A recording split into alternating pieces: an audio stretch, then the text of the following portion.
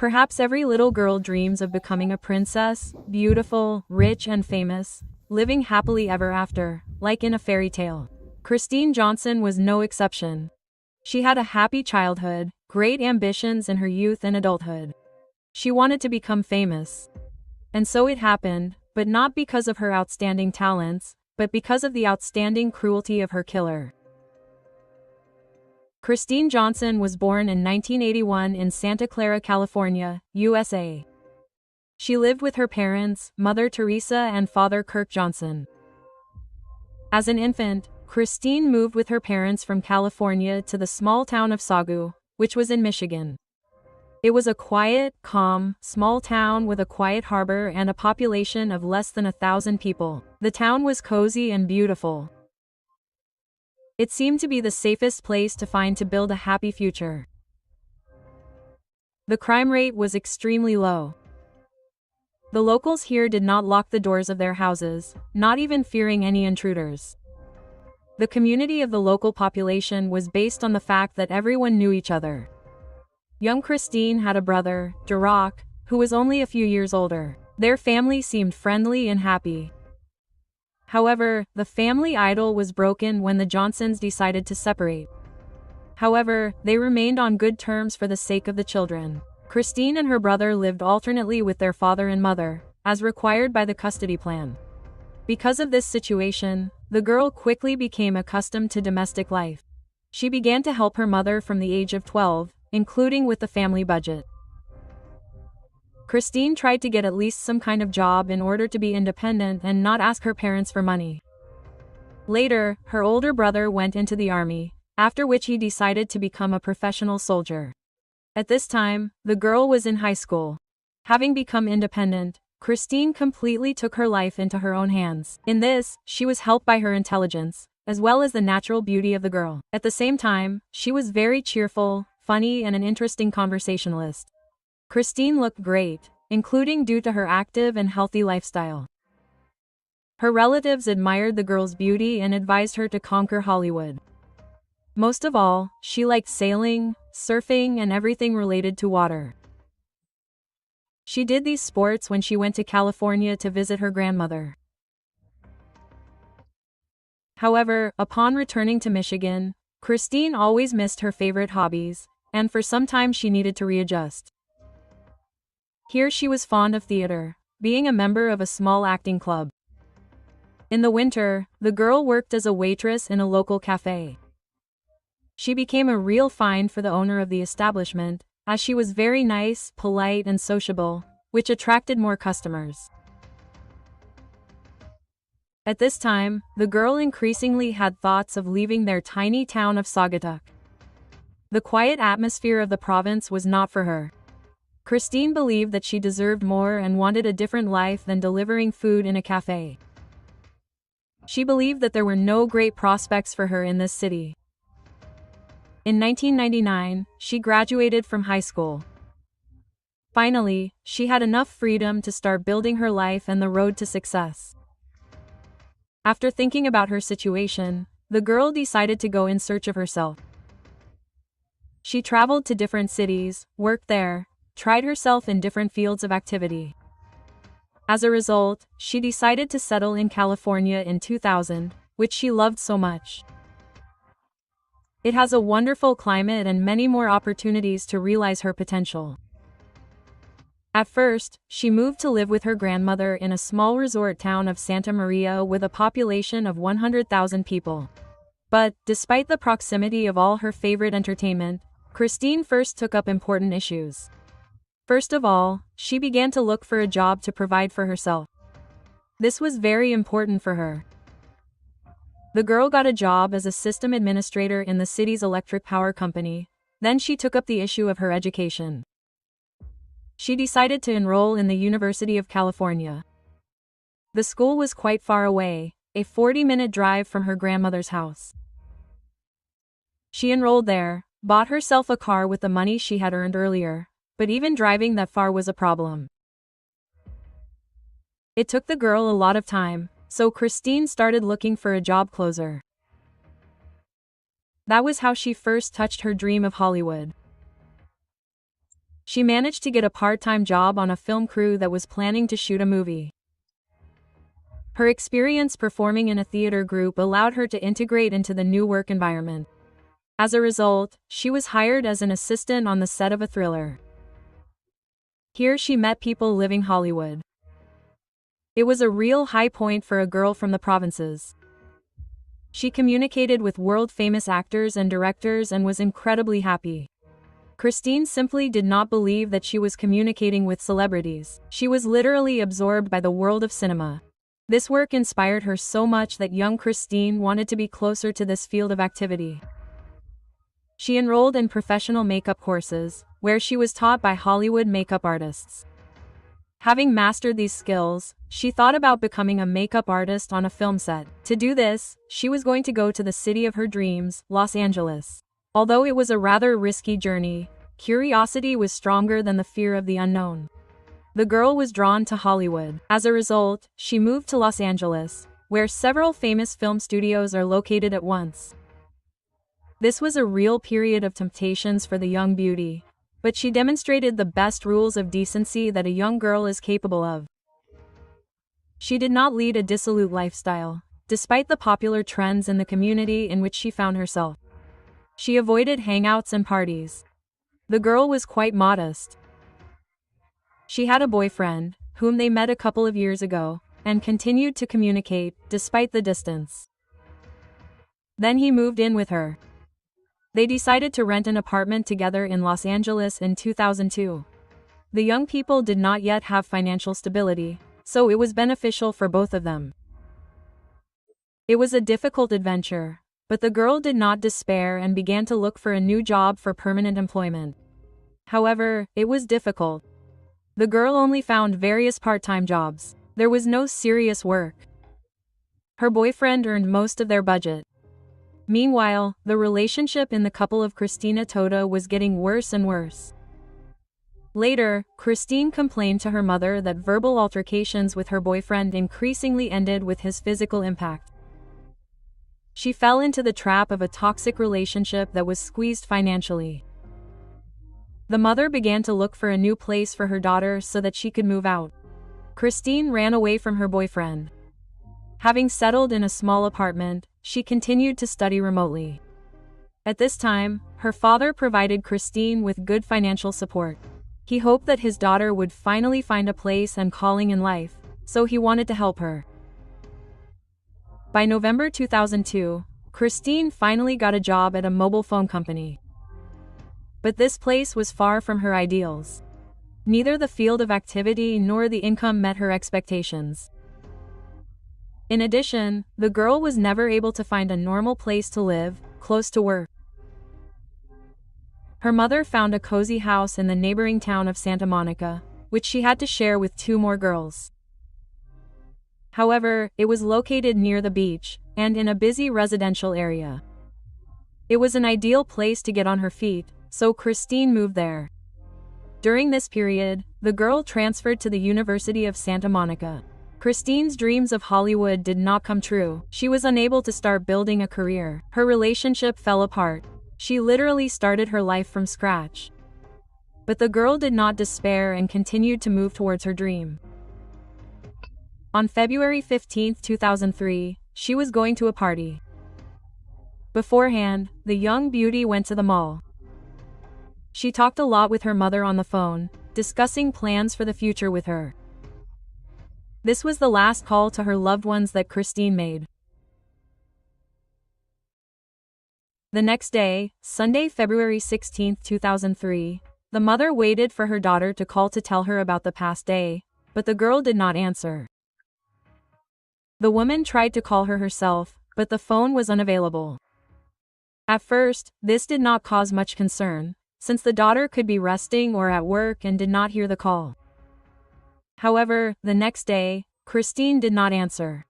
Around 9 a.m., the woman called her daughter at work. She was always on the phone and answered. But this time, the mother received an answering machine. Then the mother called her manager, who said that the girl never showed up for work. He also emphasized that Christine was a very reliable employee, and in the last 3 months she had not been late or absent, so her absence surprised everyone. However, they could not contact her either. According to the manager, the employee was last seen on February 14th. One of her friends at work said that the girl was going to some party. The mother of the missing girl went to her daughter's social media page, but did not find any useful information about the party there. The girl never posted a single photo from there. Although she had previously been active on her page, literally documenting every step of her life. She also checked her daughter's bank accounts, but no transactions had been made since she stopped communicating. The mother called all the hospitals, but Christine was not registered anywhere. After that, on February 17th, the mother decided to call the Santa Monica Police Department and reported the disappearance of her 21-year-old daughter. Investigators checked to see if a similar girl had been involved in traffic accidents during those days, but nothing was found. The neighbors of the young beauty also had not heard anything about her disappearance. The police turned to her ex-boyfriend Todd, with whom she had a rather stormy and sometimes violent affair. The version was considered that he could have found his lover who had run away from him and did something to her, but he denied seeing her.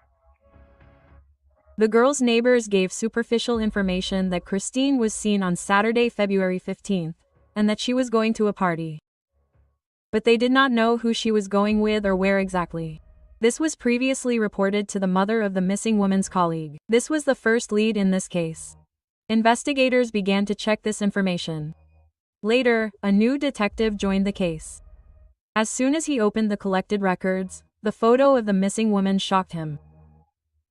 The victim of the crime was very similar to another previously missing girl who was found dead in 1995. That girl was an aspiring model, and she was invited to a photo shoot for a glossy magazine by a photographer. But this photo shoot was not destined to take place. The victim's name was Linda Sobek, and her killer was photographer Charles Redban.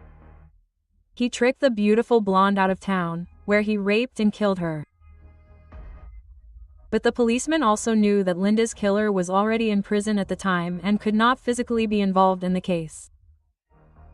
However, it could have been a copycat of Charles, who was inspired by his ingenuity and acted according to his scheme. The detectives had to get at least something related to the girl, so her car, a white Mazda Miata, was put on the wanted list. At the same time, while talking to the mother, the investigators found out more details about the girl's ex-boyfriend, Todd, and also learned about her new boyfriend, Lucas. However, the mother knew very little about Lucas. She didn't even know his last name, which made the search difficult. More than 48 hours had already passed, and this is a critical period for searching for missing persons. The police seriously believed that Christine may already be dead. They began to study the billing data of the missing girl's mobile phone. It became known that the last outgoing call from her phone was made at 17:34. On February 15th, she called 411, which could mean that she was in trouble, trying to clarify an address or a phone number. The conversation lasted about 3 minutes, which means that it could be quite important for the police case, but it was not possible to find out the exact content of the conversation. These calls were not recorded. After this call, the girl's cell phone died. The last time its location was pinged was in the area of Ventura Boulevard. After that, the police contacted the media to involve them in the investigation. The headlines immediately appeared about Kristen's disappearance, hinting at similarities with Linda's murder. Investigators searched the apartment where Kristen lived, looking for possible leads. They found a receipt from a lingerie store dated February 15th, when the girl went missing. The police found out that Kristen continued to communicate with her ex-boyfriend. Despite his aggressive behavior, she sometimes visited him, and the last visit took place on February 7th. But the detectives found their first really serious lead while studying the missing woman's email. On February 13th, Christina sent a message to the coordinator who was organizing the party. In it, she noted that she was looking forward to the celebration and was going to buy a ticket. She was informed that all the seats were sold out, but she was added to a special waiting list. This is a common ploy when organizers of such celebrity events want to deceive visitors and offer them to buy VIP tickets at an inflated price. The police did find Christina's new boyfriend, Lucas, and talked to him. He said that he saw Christina for the last time on February 14th, the day before she disappeared. They spent the evening together watching a movie, and then said goodbye. The guy successfully passed the polygraph test, had an alibi and did not arouse any suspicions from investigators. After that, the detectives talked to her ex-husband, Todd, but he also had an alibi. The guy was away. This was confirmed by several people at once. Of all the versions, the police were most interested in the party that Christine was heading to and then did not return. They believed that this was the key to solving the girl's disappearance. Investigators contacted the organizers of the event and were shocked. It turned out that Christine did not buy a ticket and did not show up at the party. But where could she have gone then? To reconstruct the timeline of events of that fateful evening, the police checked the transactions paid for by the missing person's bank card. Thanks to this, law enforcement officers learned and checked all the stores that Christine had been to that day. They were looking for CCTV footage that could have captured unusual events or some clues. This check took a lot of time. While the police were studying all the information, the police received an alarming call. A woman named Susan Murphy reported a suspicious person. She told a short story about meeting a certain Victor Thomas in a store, who presented himself as a representative of a film company that was holding a casting for the new James Bond.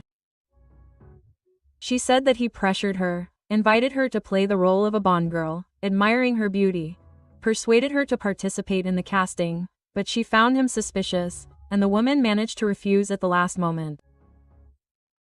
As a backup, her husband, who was a former police officer, went to meet her. He personally talked to Victor and tried to get information from him about the man's intentions. However, he ran away without giving any valuable information. But Suzanne checked everything she knew about him, and it turned out that he was lying. Victor Thomas had nothing to do with cinema. Such a person did not exist at all. Probably, the man made up this information, like Linda Sobek's killer, and thus wanted to meet a beautiful girl, but it is unknown for what purposes. Although Suzanne's story ended well, Victor was still at large and could continue to do his business. Therefore, this information needed to be urgently checked and Victor found. Perhaps he had evil intentions. Investigators checked all the stores where Christine shopped on the day of her disappearance. They checked the camera footage but found nothing interesting. Then they decided to go shopping and talk to the staff.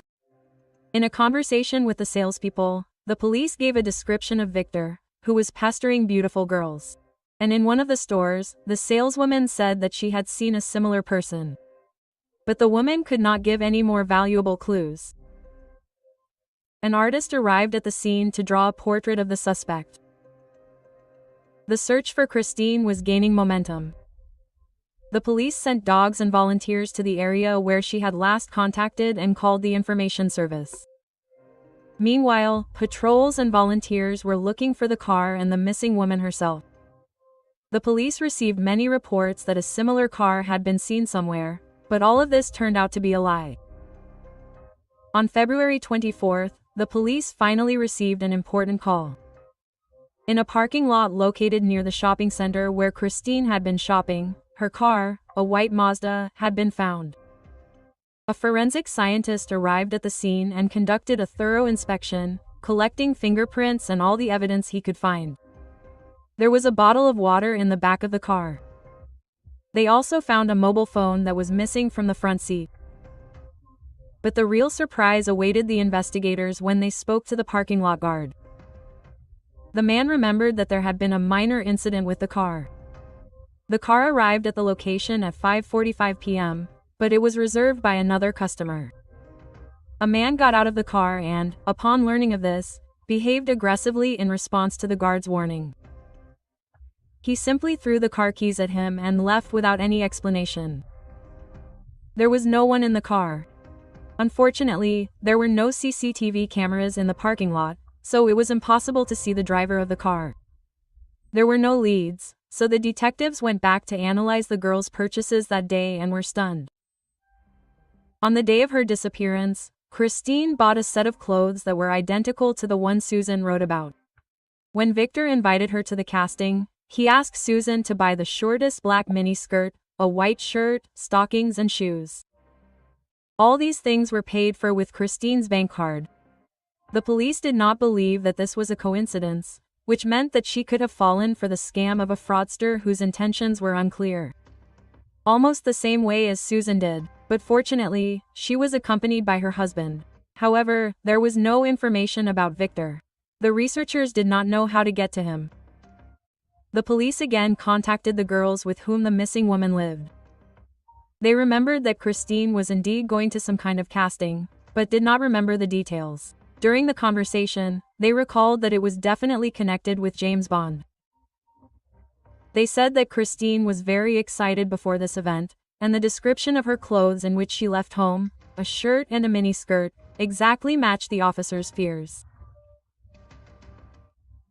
Christine was afraid of being late for the audition, which was scheduled for 5:30 p.m. She was wearing the same revealing outfit that the attacker asked Susan and, probably, Christine to wear. Detectives continued to review the security footage over and over again to find Victor. And they finally found him in the store where the employees remembered him. But the quality of the materials was so poor that they could not discern his facial features. However, this was already a lead. Investigators, with the help of witnesses, could reconstruct the alleged appearance of the criminal. By February 26, a composite sketch was made of the main suspect in the disappearance of the young beauty. One of the experienced detectives who familiarized himself with the case materials recognized him as Victor Poliologos, who was recently released on parole, namely, on January 20, 2003. He had previously been convicted of a sex crime. In his turbulent criminal past, there was an episode when he lured a woman named Christine Cludgeon to his apartment in the same way. He invited her to a party where there would be many celebrities. When she arrived, it was quiet and empty. He began to harass her, and when the woman resisted, he attacked. The criminal used a rope, strangled her, and then wanted to tie her up in order to rape her. However, the victim gathered her strength, broke free, ran out of the apartment and was able to ask neighbors for help. Victor Poliologos also used bait for the victim in the form of promises to hold a casting, to take part in a party. This was a standard scheme for him. Here, not far from the Walk of Fame, it worked flawlessly. Many girls came to Los Angeles in search of the Hollywood dream, and the attackers took advantage of this. The first time the criminal attacked a girl, he got off with a suspended sentence.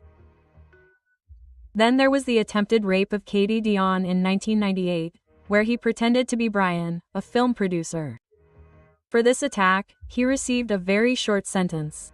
There was also every reason to believe that he was embezzling funds from the company where he had previously worked. In addition, many other victims of women were identified whom he tried to rape. However, all the statements to the police somehow got away with him, because the victims had no evidence. Once he attacked his ex-girlfriend when he broke into her house. This was also an unsuccessful sex crime, but the perpetrator took money and jewelry from the apartment. But even this crime got away with him. He only got a suspended sentence. Later, there was a more serious episode. He lured a girl named Heather into a trap. Like the others, he persuaded her to dress in the manner that apparently excited him the most. Then he tried to tie her up and rape her. The girl managed to escape. Somehow, she pushed the criminal away with the sharp heel of her shoe. This gave her a few seconds to run out and get into her car. She reported him to the police. Victor received 2 years for this crime, but on January 20, 2003, he was released on parole. This was only 3 weeks before Christine disappeared. It turned out that as soon as he was released, the criminal returned to his old ways. By the time the police began hunting for him, he was already under arrest. This time, he stole a BMW X5 from Beverly Hills and tried to sell it using false documents. After his arrest for the theft, they found a wallet with a whole bunch of stolen IDs, credit cards and other documents. Victor Poliologu matched the type of criminal in the case of Christine's disappearance, and also acted according to the same scheme. Everything matched, so the police decided to show his photo to Susan, who was able to avoid an attack on her thanks to her husband.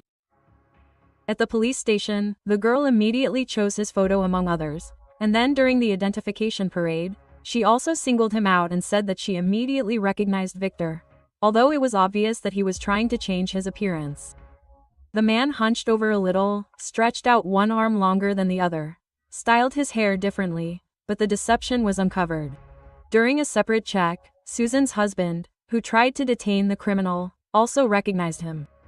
Unfortunately, the parking lot guard where the missing man's car was found could not identify the criminal, as he saw him quickly, from afar, in the dark and did not see his face at all. Victor was behind bars at the time. However, on the day of Christine's disappearance, he was free. At Topros, the criminal denied any involvement in Christine's disappearance and denied communicating with Susan, although there was all the evidence to the contrary. Victor refused to talk to detectives without a lawyer. He referred to the fact that he had recently been released on parole and was afraid that they wanted to set him up. Therefore, investigators collected evidence against him. Soon a new witness came forward. It was a realtor who had been working with Victor for the past few weeks and thought his behavior was strange. The suspect was looking for a house worth up to $700,000 through him. They visited several properties every day. This continued until news came in that documents and keys to one of these houses were missing. However, at that time, the realtor did not even think that his client could be the thief. Now, when he saw his photo in the police report, everything fell into place. The witness also identified the criminal. According to him, the last time they met was just the day before Christine disappeared. On that day, Victor was acting strange. He was kind of nervous. In one of the houses they were showing, he went into the toilet and shouted from it, thus allegedly checking the soundproofing. The police assumed that in this way he could choose a place with good soundproofing for committing crimes. The police examined each of the houses that the criminal visited. First of all, this house, which Victor paid special attention to. As it turned out, this house was in the area where the missing person's phone was last pinged, which was also suspicious. The police were looking for traces, any evidence that could point to Christine. Perhaps her body was in the house, but they found nothing. Meanwhile, his apartment was also being searched. Photos of women in his favorite outfit were found on Victor's computer. It was the same mini skirt, white shirt, stockings and high-heeled shoes. By this time, the investigation had been going on for 12 days, but the missing person's family still hoped for her to return home alive. And Victor denied everything and was in no hurry to share information with the detectives. He only confirmed that he had seen Christine, but then she left, and the man never saw her again. Victor Poliologus was born in 1962 in Pennsylvania. He had an ordinary family. The man was the youngest of 5 brothers, went to college and got a bachelor's degree, then went to Los Angeles to attend graduate school. He was married from 1990 to 1993. Interestingly, there is reason to believe that the criminal tried to poison his wife in 1991, when she reported him. His attempts to organize a restaurant business failed. The picture emerged of a man offended by the whole world, who sank to crime. His fetish for beautiful women probably made him cross a dangerous line, and he began to attack them with the intent to rape. Regarding the evening when Christine disappeared, the criminal, together with his lawyer, provided an alibi. Victor met a friend at a restaurant. They had dinner. This information was indeed confirmed, but the police knew that, despite this, he had enough time to play out another drama with a new victim and kidnap her. On March 1st, the police received a call from a new witness. The man claimed that he saw the missing woman on February 15th. She allegedly stopped near his house and was looking for a mansion that looked like a castle. The man himself did not know where he was, but his wife overheard the conversation and told him where to go. This happened around 5:30 p.m. Now it became clear what kind of call was made to 411. The girl was trying to find her way to the house that looked like a castle and was calling information. The police had a new lead. A house that looked like a castle. Victor was checking the soundproofing in a house like this. Everything pointed to him. While the investigators were working with this information, something new happened. On March 3, 2003, 4 teenagers were walking in the Hollywood Hills. They were admiring the beautiful view of Los Angeles from above, until one of them approached the edge and saw a strange object about 100 meters below. The teenagers began to peer. It seemed to them that it looked like a mannequin. The boys started to go down but couldn't reach it. However, they were close enough to realize that it wasn't a mannequin but a human body.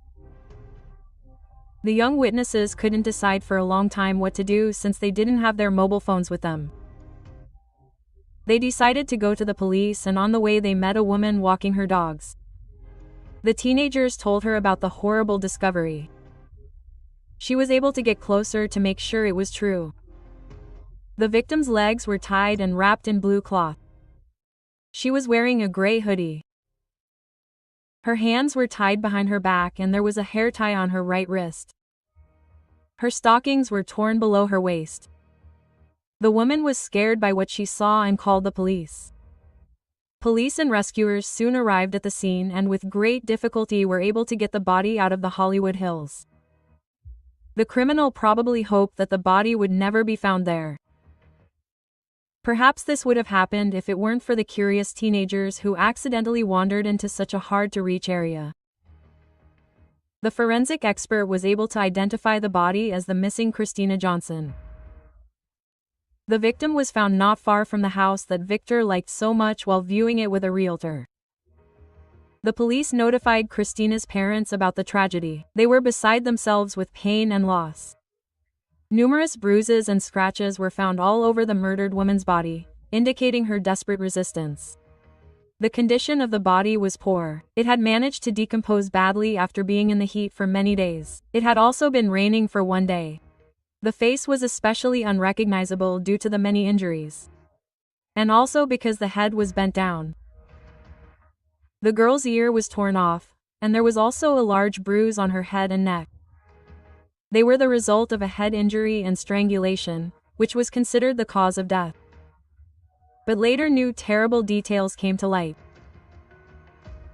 Detectives were sure that Victor Poliologos was behind the murder. However, it was necessary to prove that Victor really did not have an alibi for the time of death. To do this, the police went to his friend Joey, with whom he allegedly had dinner that evening. However, it turned out that this was not a friend at all, but an acquaintance. Upon detailed questioning, it also turned out that they were supposed to meet much later than the time when the meeting with Christine took place. According to the acquaintance, they accidentally met Victor the day before. On February 15th, he was late for the meeting, arriving around midnight, although they were going to meet much earlier. Victor had scratches on his face, which he explained by accidental injuries during the move. The police approximately reconstructed the chain of events that preceded the disappearance of Christine Johnson. According to the investigation, he picked up his victim in a shopping center, where he often operated. The man saw a beautiful young girl and decided to act. He, as usual, introduced himself to her as an employee of the film industry and offered the girl to go to a casting for the role of James Bond's girl. He was very convincing in this. Acting according to his scheme, Victor made the girl many compliments and explained that she was perfect for this role. Considering the ambitions and youth of the young beauty, she believed the attacker and could not refuse. The criminal arranged a meeting in one of the houses that he visited with a realtor, explaining that a casting was taking place there. Christine, realizing that she had fallen into a trap, prepared for the casting, dressed in the clothes that the attacker asked for, and arrived at the place a little late, as she got lost on the way and contacted the information service. So she fell into a deadly trap, from which she never escaped. At the meeting, she became the object of harassment, but put up desperate resistance, scratching his face. She had nowhere to run, and the man still turned out to be stronger. So Victor overpowered her, raped the girl and killed her so that she would not report him. First, he hit her on the head and strangled her, and then dumped her body in the Hollywood Hills. The most terrible thing is that blunt force trauma to the head and strangulation did not cause her death immediately. She only lost consciousness, and the criminal thought that she was dead. When the killer threw her on the rocks, she fell from a fairly large height and received even more injuries. Then she came to. Christine slowly and painfully died in this place, never waiting for help. And only after some time, the victim died. On May 12, 2003, the district attorney brought charges against Victor. He was charged with kidnapping, rape, and first-degree murder. However, the defense was fully prepared to defend the client's freedom, because there was no direct evidence against him. The prosecution had an uphill battle ahead, so the forensic experts used all the most compelling arguments. The defense disputed the time of death, pointing to insects found on the body. However, all the similarities with previous victims and attacks that the criminal had had were voiced. These cases were so identical that they simply had to be covered in court. Preparations for the trial dragged on, so Victor Poliologos appeared in court only in July 2006. The defense emphasized that the prosecutor's office had virtually no material evidence, no DNA, fingerprints, or CCTV footage that linked Victor to the victim. This was explained by the fact that the body was found 2 weeks after she disappeared. And during this time, she had managed to decompose badly, so all the evidence was destroyed. However, when all the witnesses who accused Victor of harassment spoke out in court, the balance was on the side of the prosecution. They all spoke about how experienced the man was as a manipulator. He was so convincing that even the most distrustful, like Christine and Susan, initially believed him and agreed to take part in the casting, not suspecting what awaited them. It seemed that no one had any doubts that this was his handwriting. And it was the defendant who killed Christine, so the criminal used his trump card. In order to cancel the death penalty, he decided to make a deal with the prosecution and plead guilty to a lesser crime. Now all that was left was for the relatives of the murdered woman to accept this deal. At that time, the trial had already lasted for 3 weeks and was making little progress.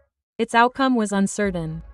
After all the grief they had experienced, the family of the deceased was willing to make concessions in order to bring him to justice. However, on the day of the verdict, the defendant wrote an 11-page petition to the judge asking her to withdraw his plea of guilty. Fortunately for everyone, it was no longer possible to cancel it. Victor Poliologos was found guilty on all counts and sentenced to life imprisonment with the right to parole after 25 years. If you like my work, subscribe to the channel, support this video with a like, and let's discuss this story in the comments. And I suggest watching these videos. And also subscribe to the Telegram channel. There I publish updates on my cases, as well as interesting news from the world of crime. The link will be in the description and pinned comment. Thank you all and bye.